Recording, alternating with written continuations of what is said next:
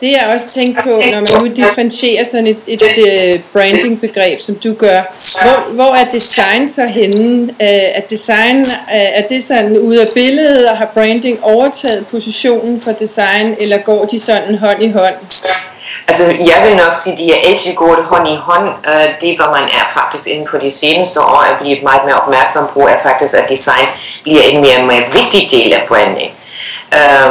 Altså tidligere var, kan man sige, design, hvis vi ser bort fra, at udgangspunktet med kerneprodukt, som selvfølgelig igen i visse områder udstråler af det, at design skal gøre, altså hvor design faktisk kommunikerer essensen af et brand.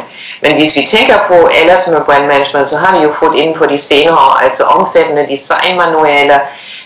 Vi kigger inden for de forskellige aspekter af marketingkommunikation omkring design. Vi er jo langt væk fra nu, at det eneste afgørende er, at man har et eller andet visuelt logo på sit brevhoved. Så det er jo designmanualer, der kigger på det hele, der hvor de virkelig arbejder seriøst med det.